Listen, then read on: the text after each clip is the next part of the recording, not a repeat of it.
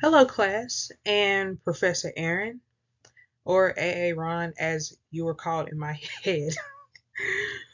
My name is Essence Branch, and I will be presenting on how effective generative AI is and will be on IT careers.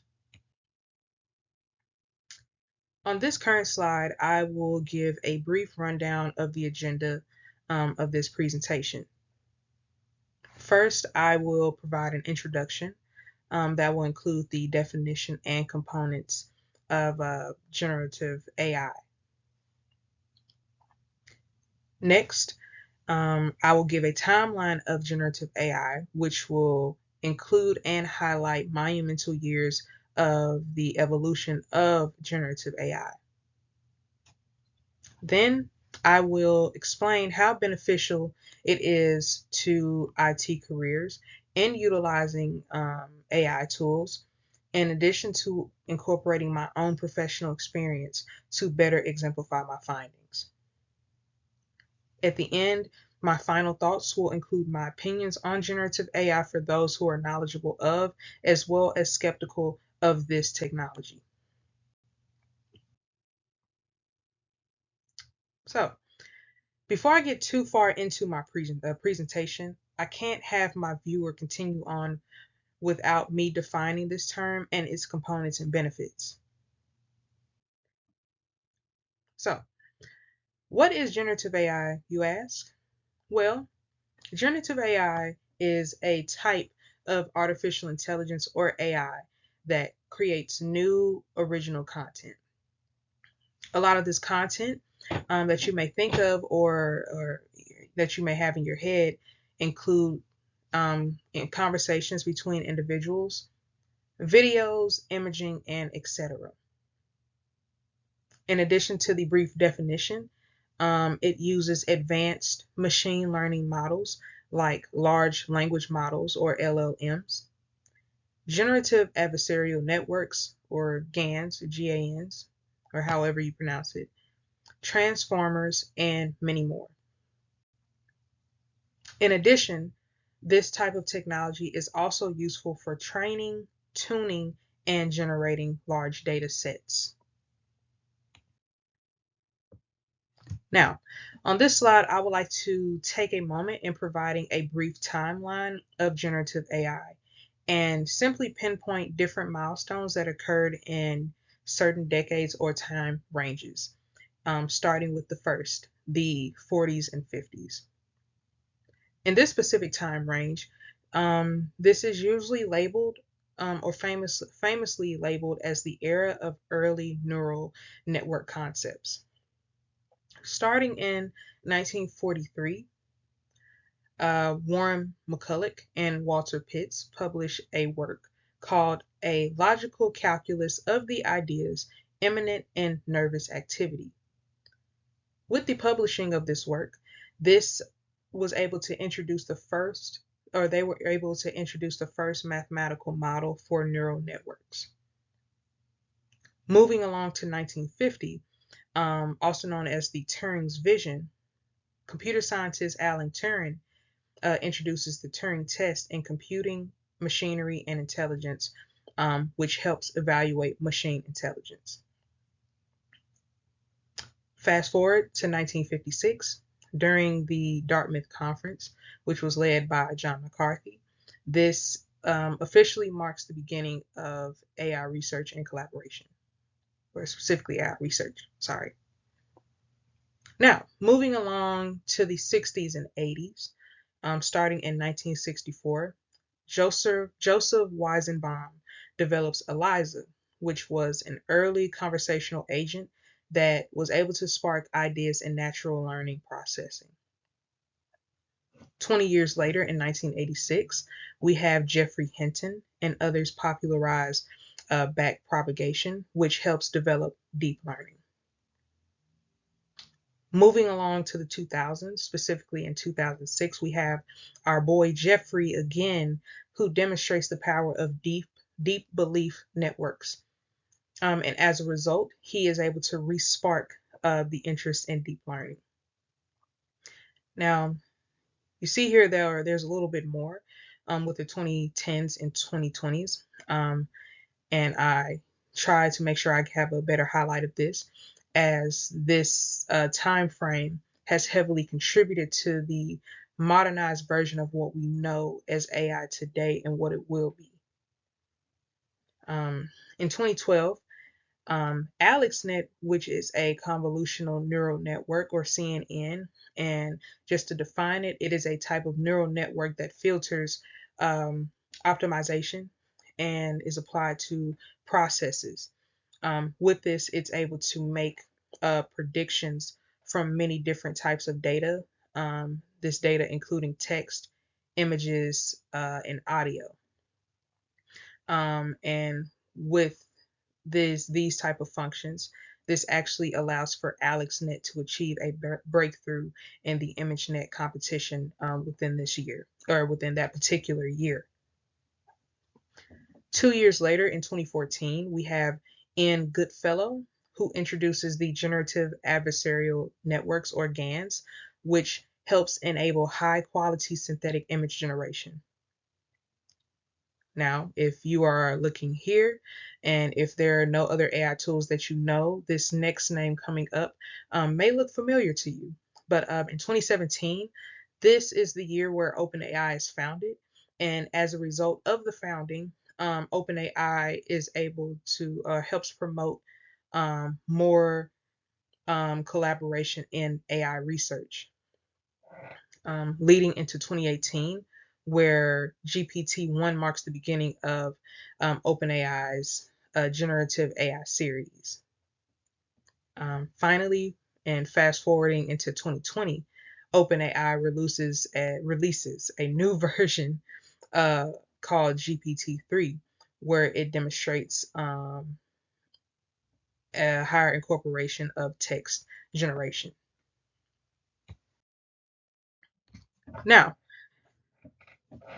these next few slides, I will take the time to better explain how generative AI can be more beneficial in IT careers.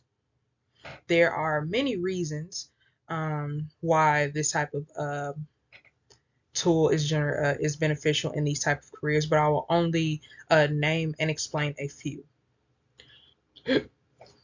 First, generative AI is reshaping the job landscape by shifting demand toward roles that require more technical skills, creativity, and critical thinking. As a result, this will actually increase a demand in STEM related jobs by 23% by the year 2030 and beyond. In addition to reshaping job landscape, it will help, or is helping, redefine team collaboration and communication. It is doing this by helping teams work more efficiently and focus on and higher level planning and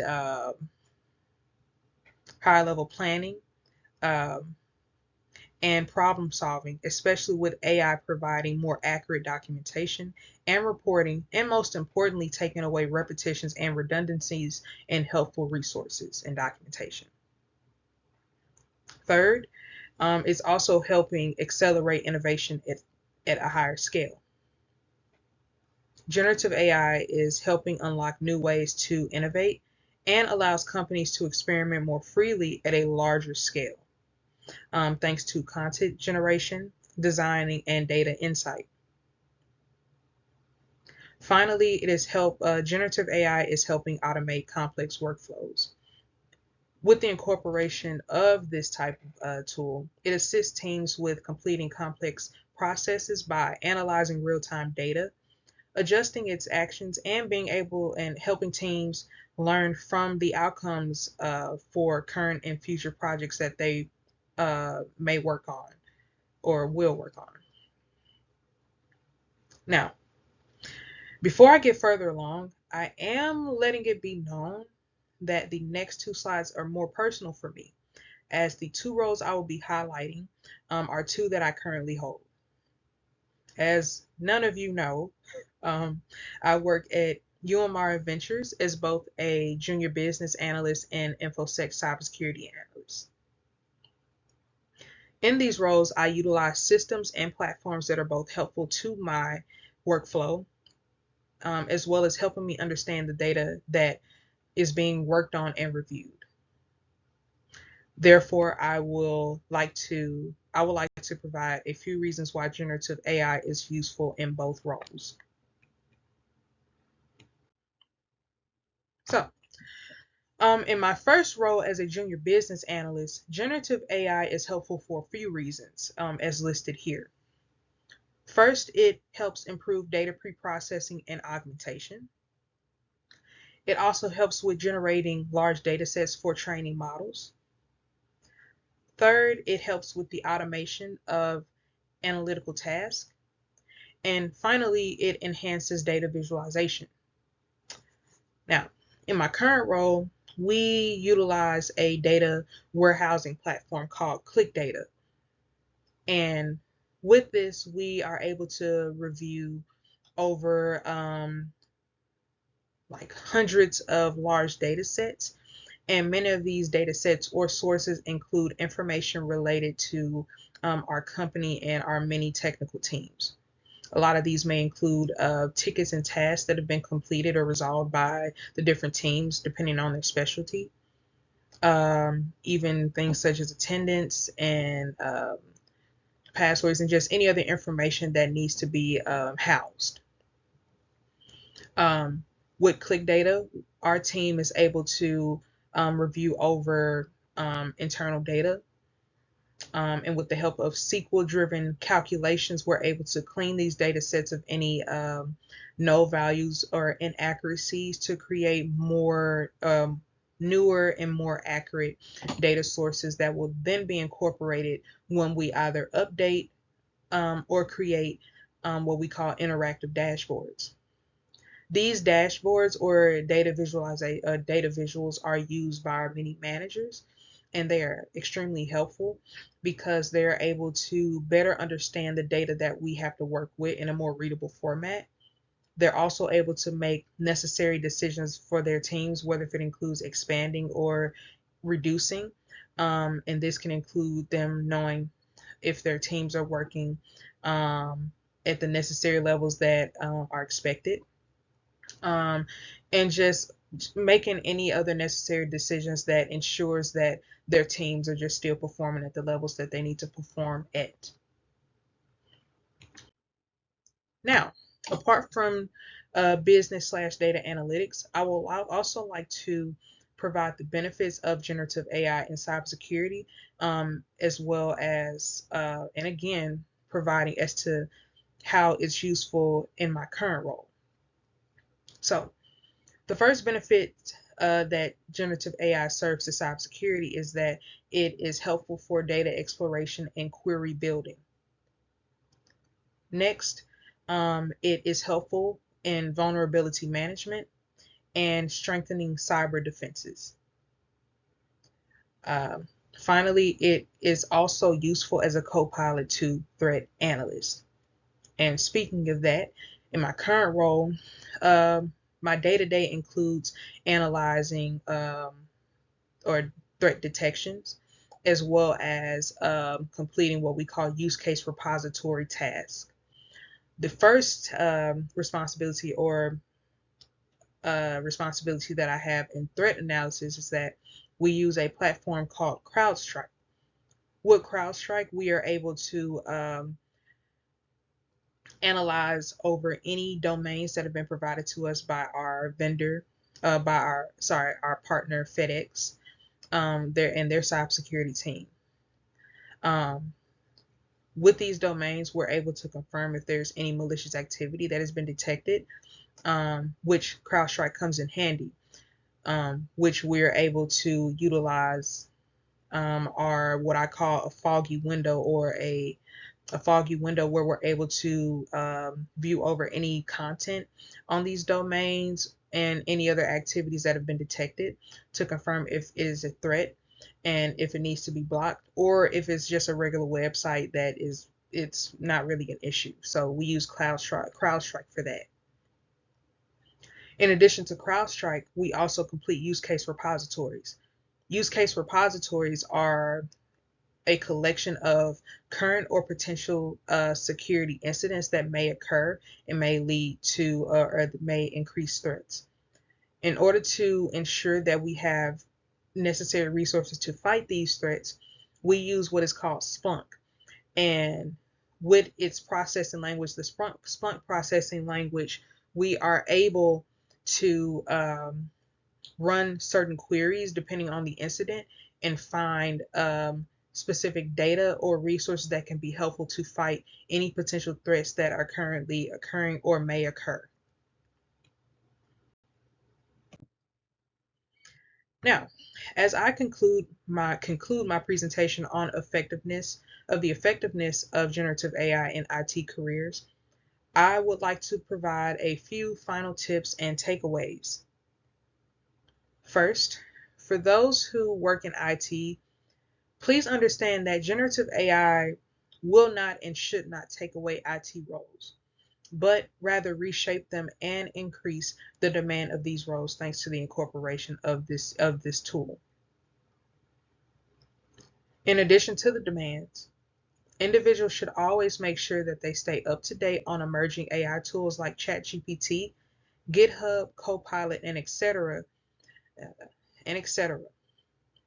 And simply just try to learn from it and study it.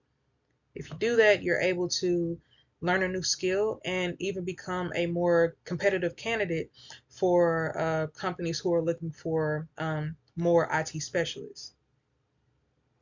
Next, understand that AI can be useful in team collaboration. Um, it can be useful by enhancing critical thinking, awareness, and expertise. And even though AI is extremely helpful, in my opinion, this is something that AI hasn't quite mastered like humans. Finally, as good as AI can be, please understand that you have to remain aware of risk by understanding certain limitations such as outdated data sets or bias, and make sure that you read up and understand AI ethics so you are able to know when it's being used in a negative way. And I would like to end this off and help you remember that AI should be used for your assistance. Don't grow too comfortable using it as a crutch and becoming too dependent. Remember to use your brain. AI is not the brain. You have one. Please use it. Anywho, thank you for taking the time to review over my presentation, and I hope the information I have provided was helpful to you. And we do not do plagiarism over here, so here are our references so you know that we actually took the time to research the information that we presented. Thank you.